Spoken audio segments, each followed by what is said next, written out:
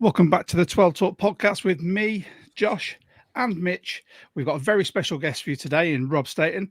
He's literally just finished a live and hopped straight on here, so I can't tell you how appreciative he is. We'll bring him on in 1 second. If you're hopping on here because you've just hopped on Rob's, by all means, feel free to like and subscribe, hit the notification bell, all that stuff. And you can even join our Discord, the link for which will be in the comments and it's in the description below. Mitch, I just want to get Rob in because we've got so much to talk about. Right. Yeah, I'm second favourite, mate. Yeah, just do it.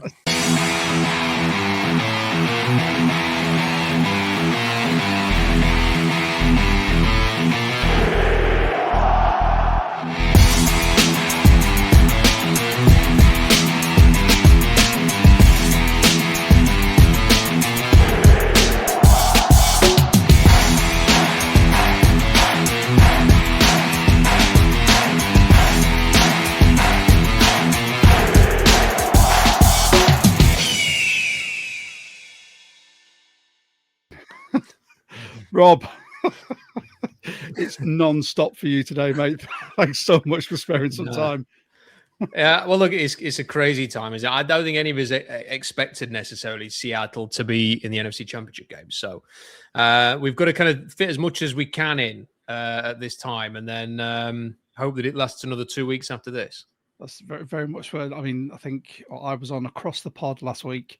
I'm going back on there this week with Andy Davies because Seattle won, and then I've been asked to go on the Huddle UK as well this week. So it's a constant. And yeah, I mean, obviously you've got your show with Bump and Stace as well, and then you've got the Puck Sports one.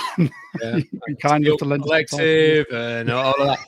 The thing is, though, is when in the evenings, I don't watch much TV, to be honest. Like, I'm not a big TV person. I do like films, and I'll go and watch. Like when the season's finished. Like I couldn't do it now. I couldn't concentrate during a film right now. But when the season's finished and I've kind of had a chance, whenever that's finished and I've either celebrated or got over what I need to get over, there will come a time when I will just go and watch a lot of films. But I can't watch horror movie marathon. Of course, yeah, absolutely. but at the minute, the only thing I can think of is the game. So there's always that kind of temptation to write something or jump on a stream and talk about the Seahawks. Like I'm looking at my notes here on the draft. That's been the thing that's kind of got me through the periods when I didn't want to think about the game. I've just studied more and more. Like I've got this document open. It's 8,200 words of scouting notes I've done in the last 3 days alone. So like I'm not sleeping. I'm trying to find things to keep off, my mind in a decent place. But if they win on Sunday and they can get to the Super Bowl, I think I'll probably relax a little bit then. Yeah, I think that's the way. I mean, Mitch, if that's what Rob's doing for his draft guide, you need to up your game, son. There you go. I don't disagree. Mine's less words. I just put in pictures in at this point. I've got to try and do something different to Rob. But yeah, it's there's a lot to write on this draft class. It's not the most deep, and it feels like it's not all that top heavy either. But there are starting players and scheme fits all the way through it. I think for the Seahawks, the more I look through it, the more I think that there's some projects in there. And we've done really well with players like Drake Thomas and Ty Carter, taking players and getting our coaches to work with them. So I kind of am excited to see what we unearth in this draft. So it's made me want to look really deep in this one. I'm going to put a pin in that because I know you two will probably nerd out about the draft if we carry on. Because I want to talk about that absolute demolition job on Saturday night, Sunday morning for us. It was so unprecedented, and I know I said on Across the Pod that I thought it was going to be 31-13, and I got laughed at for such a high score. I honestly, did anyone see that type of scoreline coming? I mean, I didn't know what to expect. I honestly didn't know. Like, if you'd have said the Seahawks are going to blow them out, like I would have said, well, they should have blown them out in week 18. Like that could have been 30 points to 3 then. So the idea of just sort of writing a few mistakes from that game and actually putting the points on the board for it to be a blowout would not have been a huge surprise. But I spent all week worrying about the game. Like I don't know why. Like there was no real reason to worry about it. Like I suppose you could say with hindsight, but I was just so eager for them not to mess this up that I kind of talked myself into the idea that it could be close. And then there were one or two people predicting that the Niners were going to win. And then you start to second guess and you get to the idea that it could go either way. And then they score the opening kickoff for a touchdown. And you think, what, really, is there anything to worry about? I don't know. But then even at 17-3, I was stressing a little bit. Like they were driving with the football. I'm thinking if they score here, it's a one-score game. And yet at halftime, I'm thinking, well, that was bloody stupid. It's 24. And at that point, that's when I finally kind of just went, oh, like they're going to win this game. Like this 18-point lead at halftime. They're not blowing this. So I didn't know what to expect. I'm so glad that they won the game. It's just a relief. I don't feel like I've relaxed as much yet, and maybe that will happen tonight when I collapse in bed. Yeah, it was a beautiful game to watch. I think it feels. Yeah, I think it just feels like a trap game, doesn't it? When with all the injuries, we beat the last game we played, we beat them, comfortably, and shutting them out and keeping them to 3 points and 2 red zone visits. It feels like we should feel really comfortable. And then you think that would be the most Seahawky thing to do, lose against them when it matters, and it just makes it feel like a bit of a trap. But then, like you say, we scored more points on our first touch of the ball than they did in the entire next 4 quarters. So if you can do that and you've got the defense that we've built now and coached, I just don't think you have to worry too much. Yeah, it was. I was the same as you, Rob.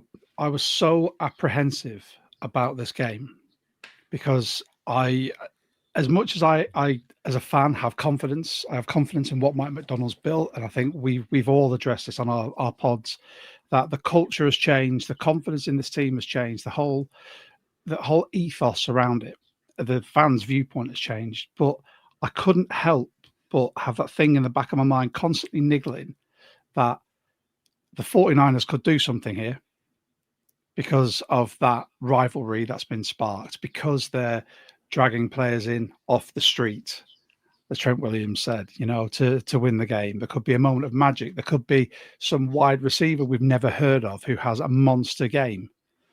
But as it turns out, we scored, as Mitch said, more points than they did the whole game with our first touch of the ball. And Brock Purdy was running for his life all game. And to his credit, he ran for his life quite effectively at times when he was staring right down the barrel of a gun. Yeah, I think the thing that worried me a little bit was I did sort of think about the times where teams had become the number 1 seed and then had blown it. Like the Titans were a recent example of that, and the Detroit Lions won 15 games last year and didn't get to the NFC Championship game. So I was dwelling on that a little bit too much than I should have done. And then the other thing was that if you remember in 2020, I know it's a few years ago, different coaching staff, different players, everything to do that. But the Seahawks beat the Rams in the regular season and won the NFC West right at the end of the season. And that was a big celebration moment. And, Jamal Adams had a cigar at the podium and stuff like that. And then a couple of weeks later, they played each other in the playoffs. And John Wolford was the starting quarterback for the Rams in that game.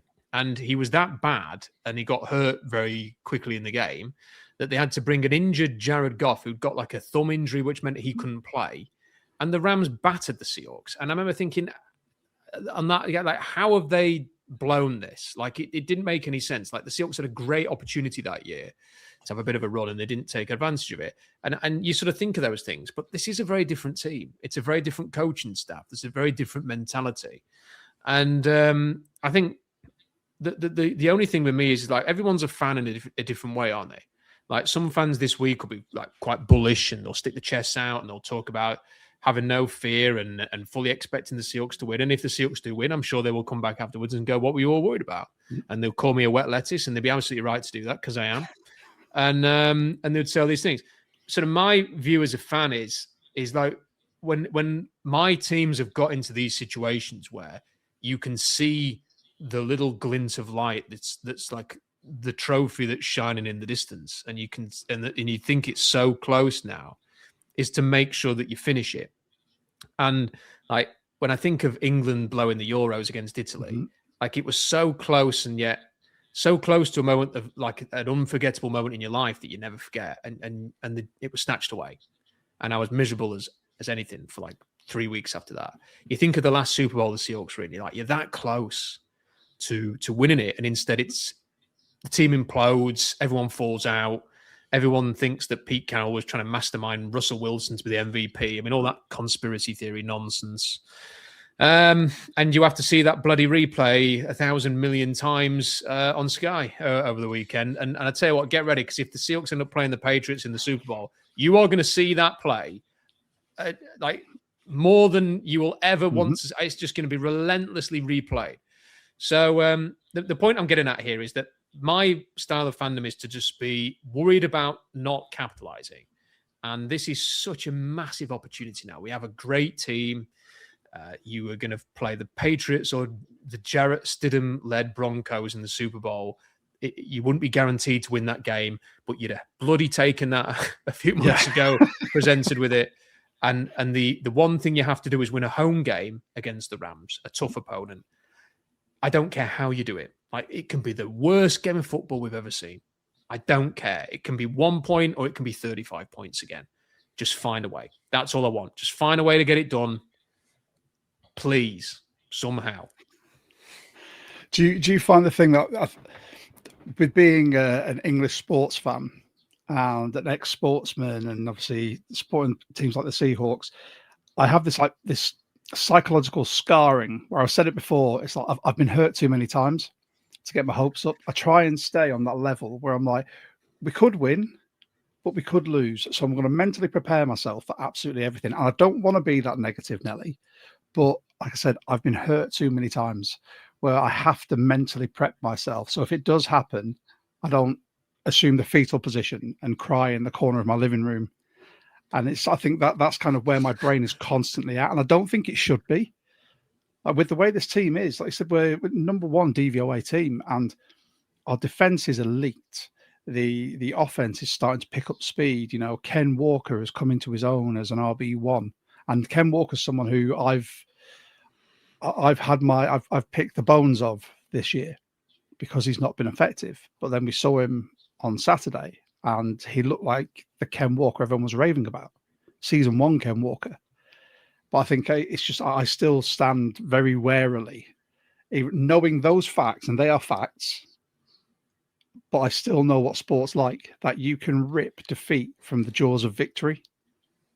Well, I think, again, we're all kind of different, aren't we? And if you, for example, if you were a Seahawks fan in Manchester and you happen to be a Man City fan, for example, you'll have probably had a lot of success, you know, recent successes in your fandom. And therefore, you'll probably be able to sort of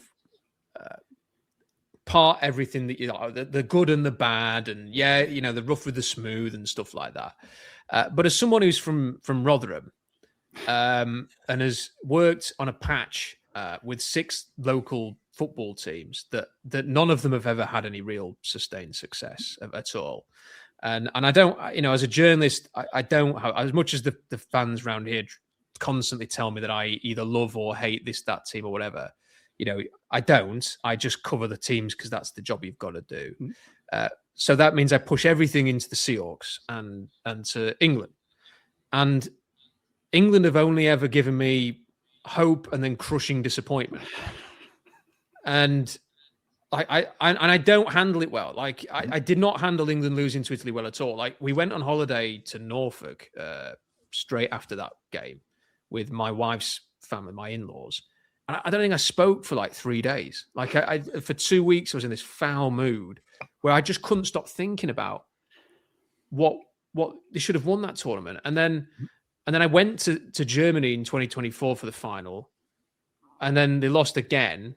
And I can just remember thinking, why can't they just win one of these things? And then with the Seahawks, they've had success. We've seen them win a Super Bowl. We should be grateful for that. I know I've got NFL fans who live in this country who follow really bad teams, and they've never won the Super Bowl, and they may never win the Super Bowl ever. So when you think about that, you think, well, I'm glad we saw them win it once, you know. but we got to enjoy it for 12 months. And then it was as if the sporting god said, yeah, you've had your fun now, lads. Like, now you have to experience the most horrible loss ever, so that I never really watch back the Denver Super Bowl because I kind of know what happens next. Yeah. And if they'd have just won that thing and then they'd kind of tailed off or whatever, you'd kind of still go, well, we had that Super Bowl. It was amazing. But instead you kind of we should have had two. Like that team, when you sort of see Russ and the LOB and they're doing so well against Denver, you think, yeah, but they all fell out with each other after that. And it crumbled somewhat. And it's like it just wouldn't let us have any fun. And if they were to win this Super Bowl, I feel like it'd be ours, really. Like no one could take that away. Like I feel like, do you know what? We're stronger now. We've lived through the pain of that last Super Bowl, and we've won another one, and we can just enjoy it. You know, we can have sort of 3, 4, 5, 6 months before England disappoints at the World Cup. So that's how I'm sort of viewing it. I'm a Blackburn Rovers fan, so imagine my high highs and then the low. I was on a lads' holiday in Tenerife when we got relegated, so you can imagine that was sort of midway through the week. It was going really well, then that happened, and I did the exact same. Literally finished at a karaoke bar, and my holiday just plummeted after that. Anyway, enough about English football, soccer, and the highs and lows of it. So let's just go over this. I know a lot of people have gone over this very to death, but that win was, in my opinion, predicated mainly on the all three phases. The special teams kicked it straight off. Defense was just, they couldn't do anything against us. You had people like Ricky Pearsall who did they have no catches, one catch, and it went for nothing. Yeah, do you mean Jerry Rice? Yeah. I mean, like, anyone would have thought that he was Jerry Rice the way he was talked about last week. He had no receptions, no yards, and same as Kendrick Bourne. Absolutely ridiculous. But for us on the offense as well, we finally saw the run game come to life. And that run game coming to life opened up absolutely everything. Out of obviously there's some very low hanging fruit to pick here, but which players impressed you the most in that performance? Who impressed me the most? I think I would say Ken Walker. I thought that was Ken Walker's best ever game for the Seahawks. The thing is that he obviously was affected by what that clown wearing number 2 said, because he called him a cone head. I don't know what, if you're bald, your head doesn't suddenly turn into a cone. Like you've got a bald head. Like worst insult ever. And his head, Ken's head is very round. Like and his celebration for the first one was he did it every time. And Sam Darnold was doing it as well. I was thinking, what's this? Are they saying King Ken? Is that his name now? Like, is it a crown? Because I thought he's putting a crown on, but then he was, oh no, it's the cone head. And Sam Darnold was doing it as well. He was going like laughing and doing that. So I don't understand it, because like I say, he has a very round head, so there's no cone like to that head, but it clearly inspired him, because he had the bit between his teeth in that game, and as soon as he scored, he was doing it. He was sending a message to Lenoir. I just hope he can channel some of that next week, like, because number 2 isn't playing for the Rams, so maybe play as if he is, because if he does, we're going to need him as well, because there's no Zach Charbonnet for this game. So yeah, I think Ken was the main one for me, I would say. But Ernest Jones, Leo, DeMarcus Lawrence, who's now one of my top 5 favorite ever Seahawks. Can we just talk about DeMarcus Lawrence? Like that, this was a man, and we covered it in one of our previous pods, and I was quite effusive when we signed him about the fact that he's still a great player. He's just been hindered by injuries. He was jettisoned by the Cowboys for being too old, and I said this on the last pod because Jerry Jones knows fantastic edge rushers and how to keep them, as is proven. He's come here, and he has had, in my opinion, Big Cat was the first piece of that jigsaw on that D-line as an elite talent. And then you add in someone like DeMarcus Lawrence, who has just elevated that D-line. And it's so much for an offensive line to comprehend going up against now, with him on the edge, also being able to get through and give the pressure and the run stuffs. I think he's possibly one of, if not the greatest free agent signings the Seahawks have ever made.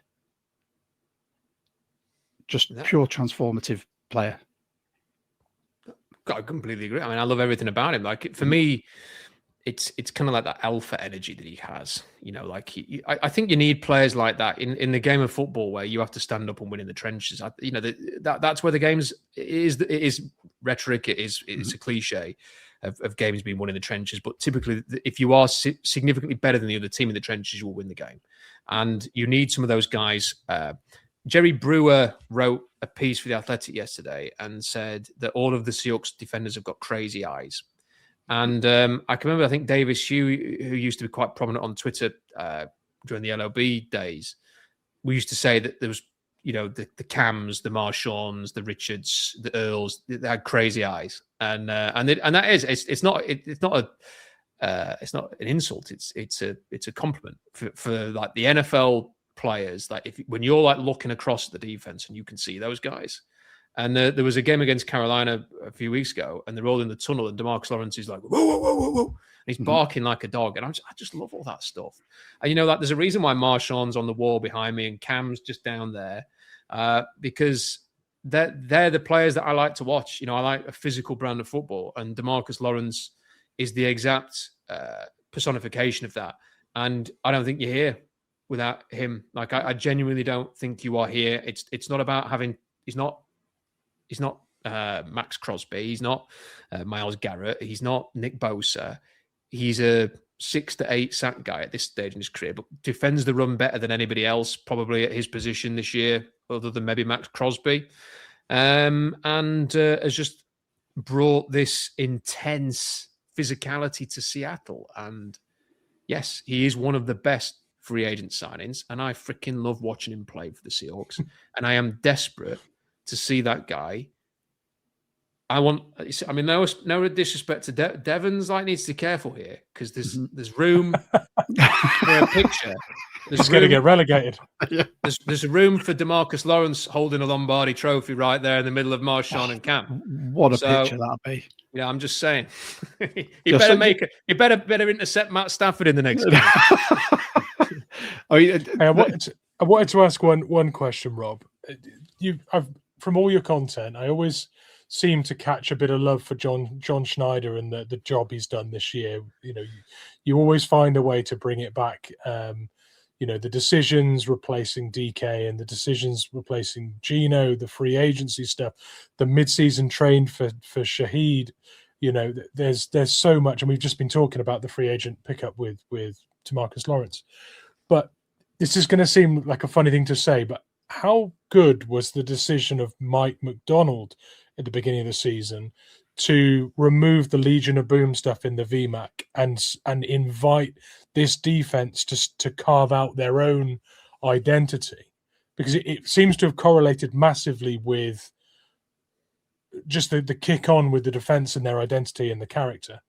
What do you think? I think it's an unbelievable point, actually, Mitch, because it's not something I've heard anybody else bring up in the last few weeks. And now that you've mentioned it does resonate quite a lot with us, that, because I think there was it was something that hung around Seattle a bit too much. It's tough because you don't want to kind of kick your history, your recent history into touch. You want to be very respectful of that. But you also have to move on. And the problem with the Carroll era was that even in the last season that Carroll was here, he was still, let's bring back Bobby Wagner, let's bring back Bruce Irvin. Luke Wilson was still coming back at the end. It felt as if they were constantly, like, Marshawn came back for a little spell, didn't he, in 2019? It always felt a little bit like we couldn't escape that. And then you'd have like Michael Bennett and Mike Robb on the broadcast, and then Sherman suddenly, like, in 1 minute he'd be slamming everybody from John Schneider to Mike to everybody. The next minute he's on the practice field and everyone's best buds again.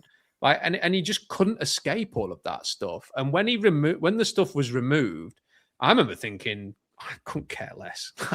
But everybody else, well, not everybody else, there were a lot of people on Twitter who were like, that's a story. And like everyone was asking about it. And like Mike McDonald's getting asked about it. And I'm thinking, yeah, but it's a new era now. Like you can't forever live in the shadow of that.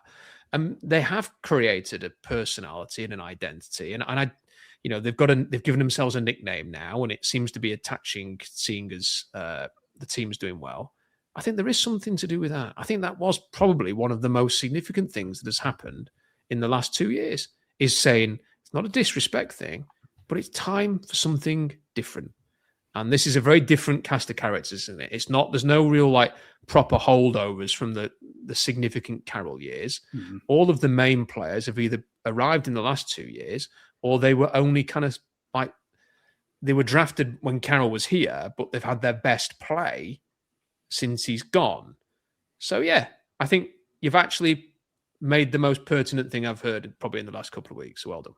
That's amazing. That's a great point. It's a great point.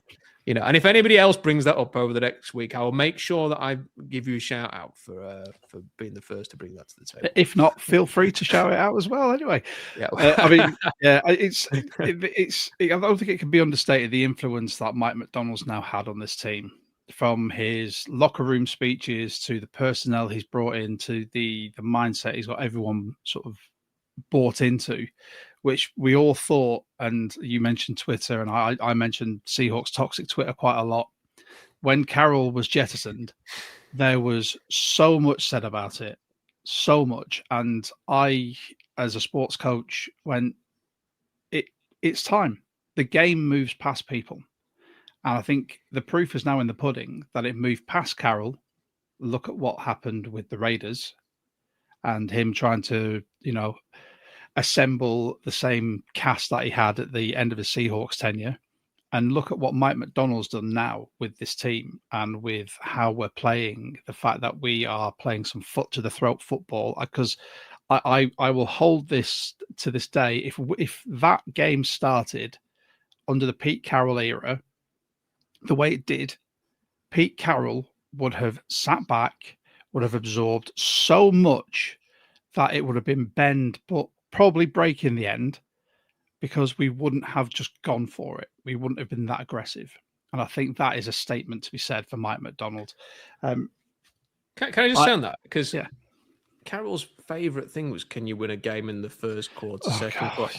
And Mike McDonald has actually won many games before the fourth quarter this season. Like there have been multiple games where the game was won long before. There was no need for the fourth quarter. And I think with Pete Carroll, often this kind of like, you can only win a game in the fourth quarter, kept things tight. And I have thought, I don't know if you guys have thought like, what would Mike McDonald have done with the Legion of Boom? Like they were the best team in the league by a mile. Like they'd have destroyed everybody. And yet they lost to the Rams led by Austin Davis. I can tell you, if Mike McDonald had the LOB in their prime, this would have been a dynasty a la the New England Patriots. Can I say, I don't want to take whenever this comes up, I feel like I have to say something on it. I understand that a lot of people probably think I talk a load of old rubbish as well. So I get that. It's part of the course. Are you implying that we do as well? No, I get it. Like we do. I have no issue if people are not everyone's going to like you in life. So I understand that, and I've fully embraced that over the years in the Seahawks sphere and in my BBC Sheffield sphere. But what I would say is that there are a lot of people on social media and in the media or on Seahawks Twitter who do not realize that they come across like they think they know everything so much. And the criticism that the Seahawks got for moving on from Geno Smith and Pete Carroll and the sort of almost flirting with leaving the Seahawks to go and follow the Raiders in March, those people have not, in my opinion, had the mea culpa that I am still waiting for them to have. I have been on streams where people have said, I am going to bring up every single week what's happening in Las Vegas. And they've not mentioned it since week one.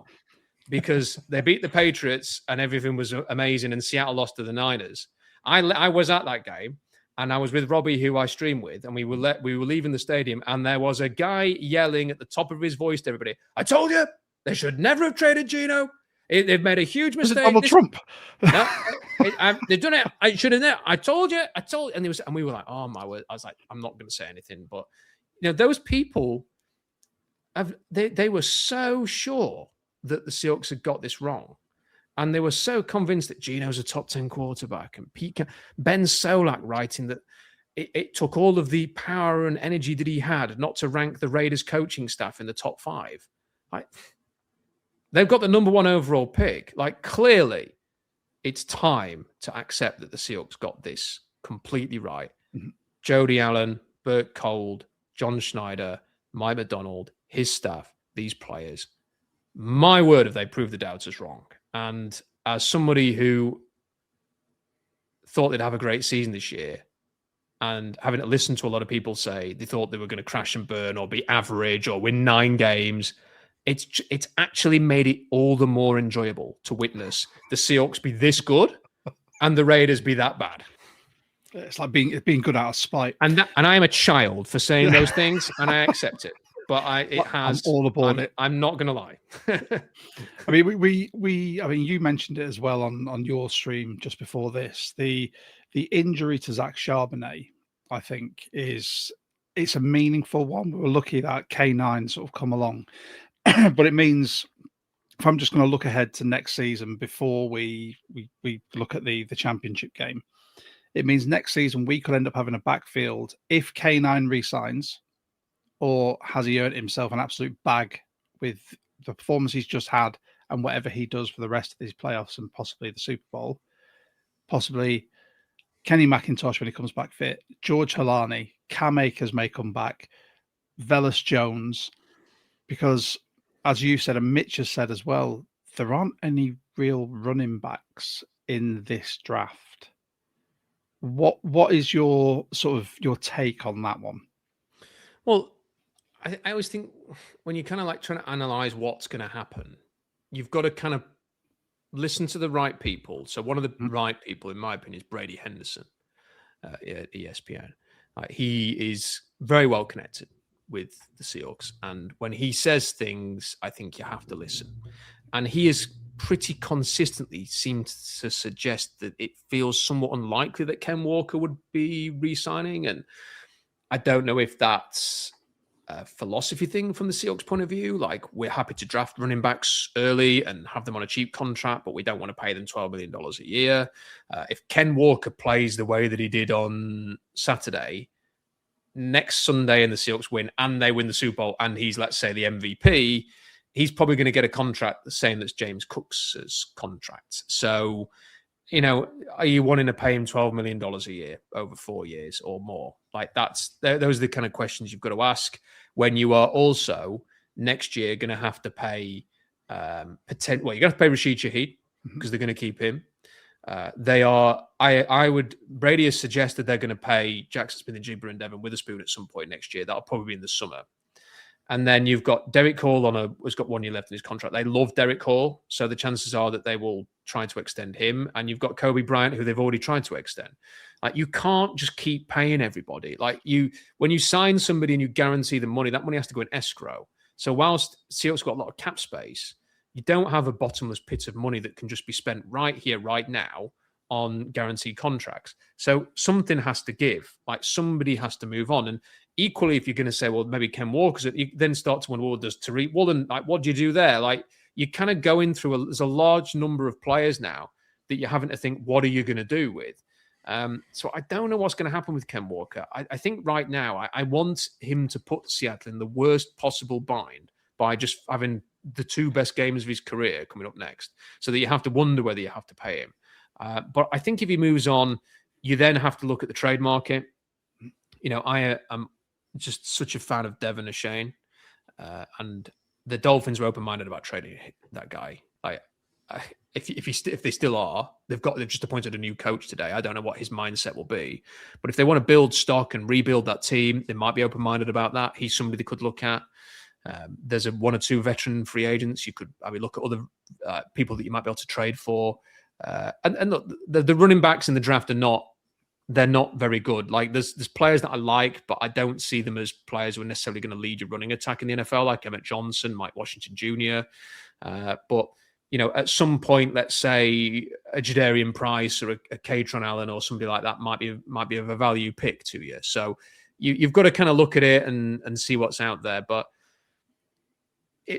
if one of the worst things we have to do in the offseason is wonder what they're going to do at running back whilst we toast the city celebrations, I'm down for that. First world problems, right? Exactly. Yes. Well, all these other teams, like the Dolphins, like, what are we going to do with Tua's contract? And who are we going to have as our head coach? And we're like, what are we going to do at running back? Like, it's that'd be amazing if they can win the Super Bowl, of course. Yeah, I agree. I think Mitch, you had a running back in mind, not for this draft, but the next, didn't you? I do. I think there is assuming we still have Kubiak in 2027, which is increasingly less likely. Can I guess the player? Yeah. It's not the Ole Miss running back, is it? No, it's not. Okay. To be fair, he's currently ranked as RB15 in 2027, so it's a bit of a reach. Okay. But when you watch him play, it's the Oregon running back, Mekhi Hughes, who is a bowling ball, but has that home run hitting ability as well. And I know it's such a homer thing to say, but if you were combining Ken and Charbonnet and trying to get someone who has a bit more sort of home run hitting power, but can also run between the tackles really effectively and doesn't go down when taking first contact, he's your guy. I just think the value you'd get and the scheme fit you'd get, I'd have one eye on Mekhi Hughes as a great fit.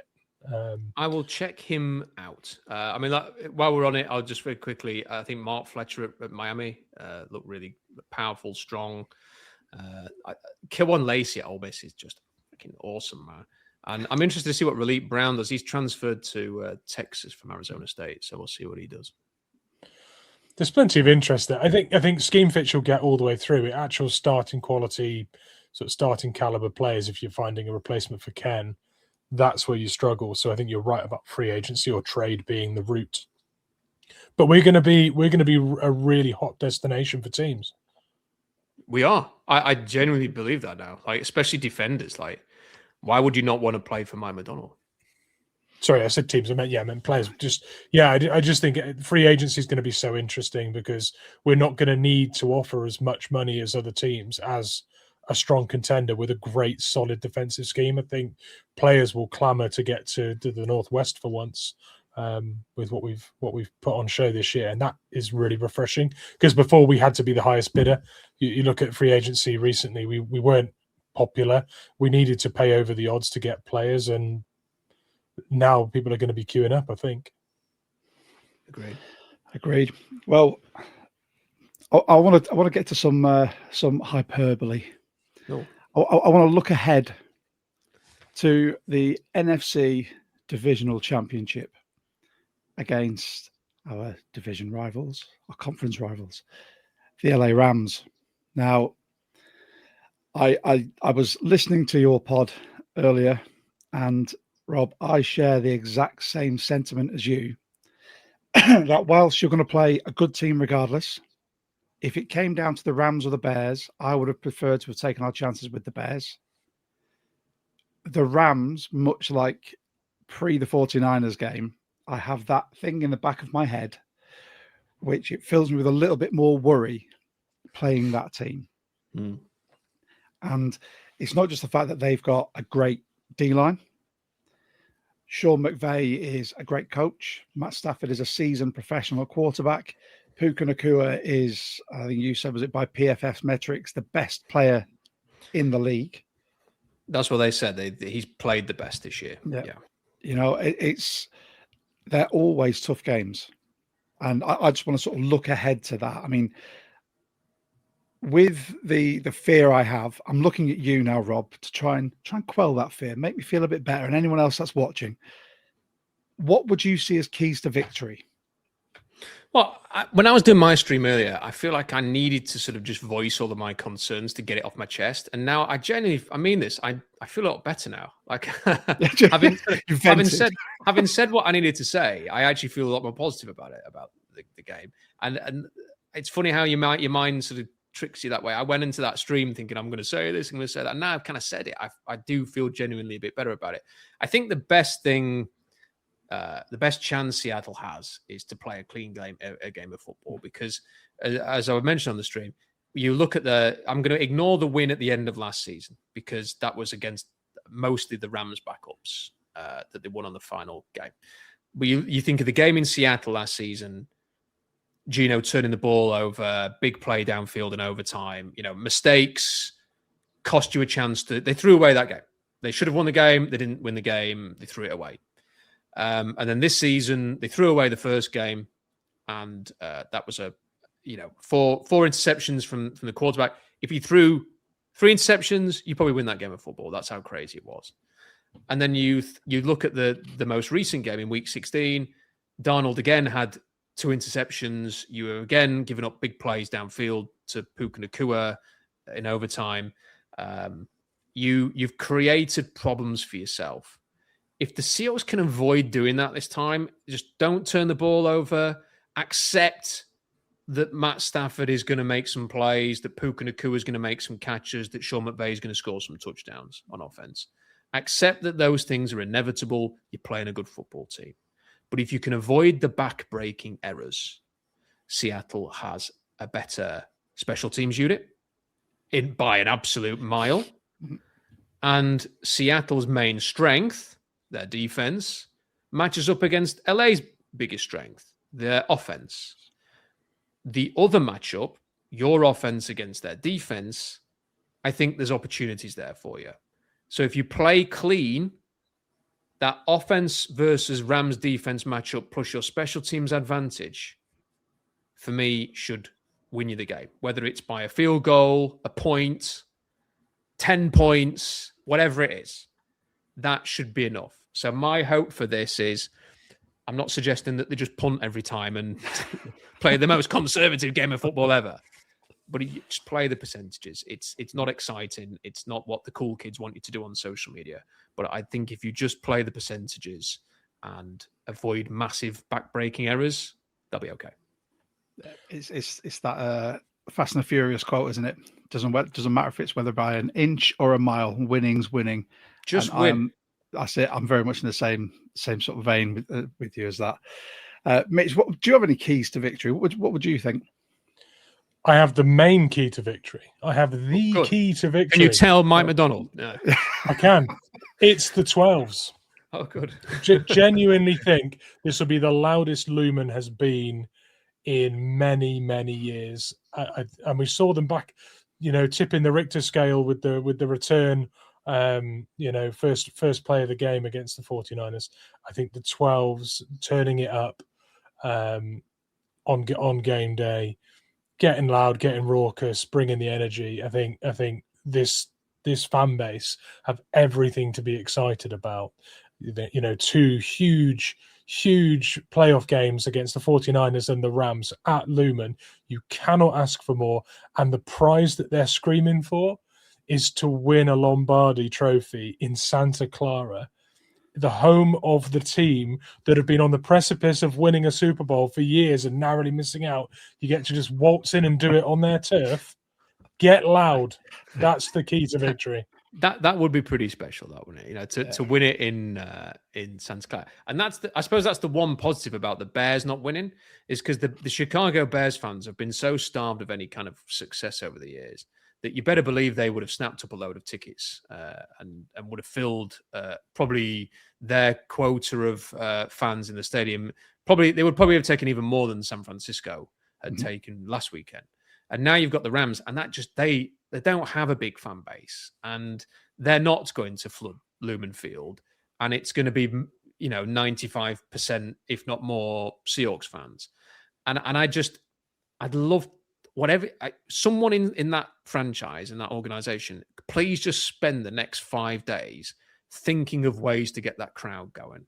Like, just anything you can do to just try everything. I thought the pre-game stuff was very good. You know, I'm a bit of a sad act, so like I went to watch a rugby game yesterday, and then I got home and I was kind of watching the Seahawks videos, and I found one of the pre-game stuff that someone had, like a travel company who go to these stadiums, like had put this, like, here's the introductions, and it was, I thought, like, it was so fantastic.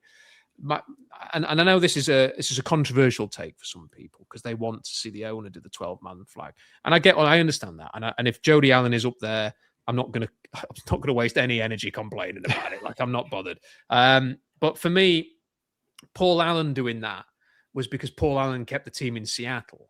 Like, it almost like this wouldn't be happening if it wasn't for this man.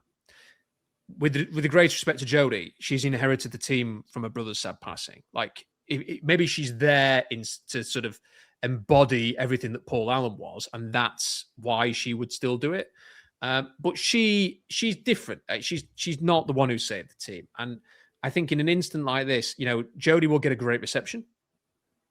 Marshawn Lynch would get a much bigger reception. Oh. Like, if you had Marshawn Lynch up there going crazy like that, you wouldn't need a beast quake to get the earthquake. It'd happen there.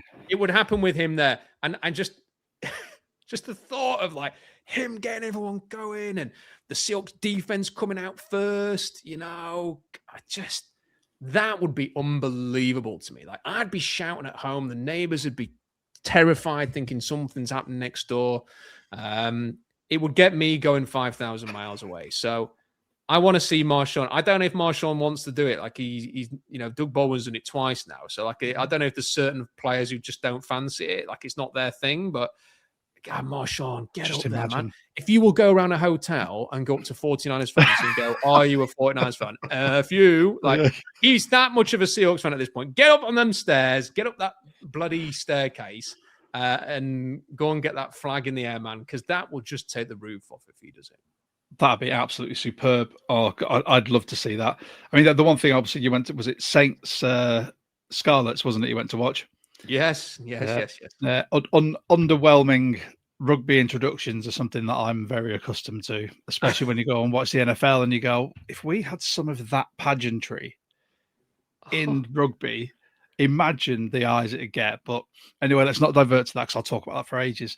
But my key to success is I want this running game to keep ticking. I want us to really master the clock. I want us to have so much time in possession that we don't give Stafford enough of a chance to get a rhythm, that he has to resort to these long balls against our corners. I want us to just play these short and intermediate passes, use Cooper Kupp out of the slot as much as you like. I don't really care. If Jake Bobo has to catch another 2 passes and they're only for first downs, I am happy with that. Forgot he was on the roster. Honestly, it's from the hype of last year of more Bobo to this year and him making his first, I thought that was his second catch, but it must have been a preseason catch, his first regular season catch, you know, and he's a fantastic run blocker. Everyone loves him, but I think it's one of those where he may not be on the roster next year unless they want to keep him around for that run blocking. That's what I want to see. I want to see us take the ball out of Stafford's hands and then let our defense just smother him whenever he's got it.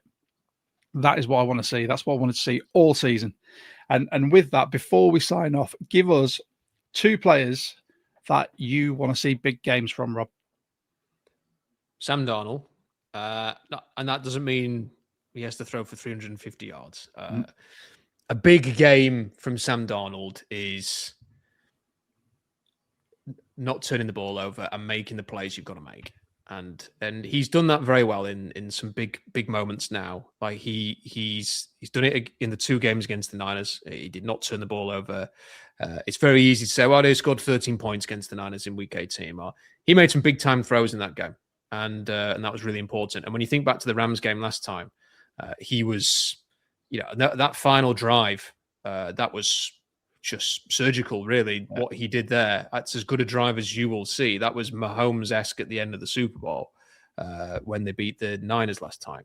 The way that he just marched down the field and then to get the 2-point conversion as well. Like, that doesn't really tend to happen. Yeah, Ice in the veins. I had assumed they'd lost that game. Like, as soon as Puka Nacua, I was like, and even when they scored the touchdown, I was like, this is like the 3rd 2-point conversion in a row.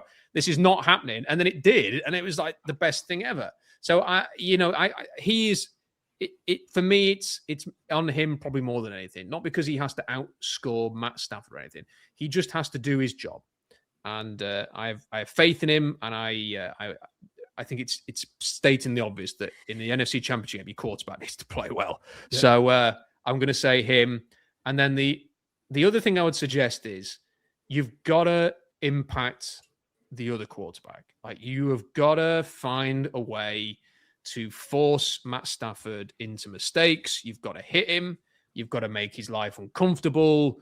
You have got to get him out of his comfort zone. So Leonard Williams is the one player we have who can be a game wrecker. Like, he's got he's the former top 10 pick who has still got that sort of physical athleticism to make those big plays. I am convinced he's going to be amped for this game. Like, he's one of those people who just, like, over my dead body, are we not winning today? Yeah. And if you noticed in the last game against the Rams, the defense stunk for like 3 quarters. And then all of a sudden, he started making plays. And it was as if everybody was like, come on, like, we've got this now. Like, get back on track. So they're my main 2. I think they're the main 2. But I really don't care who the main 2 are. Like, it can be Jake Bobo with an improbable 120-yard performance. If it is, let's get together and all have a good laugh that we predicted that here. Somebody have a big game and win this game. Somebody just, I don't care who it is. If you are listening to this, make a play. Like, do something to help the team win. I just want to win. I don't care. It can be the most stressful 4 quarters or the least stressful 4. I don't care. I want to spend 2 weeks streaming about the Super Bowl. Like, I'm ready to book a week off to sit and watch everything on Super Bowl week. I've got the leave stashed, ready and waiting, but I am not booking it until they're there because I am not tempting fate. So let's get it done this weekend. I like it. I love it.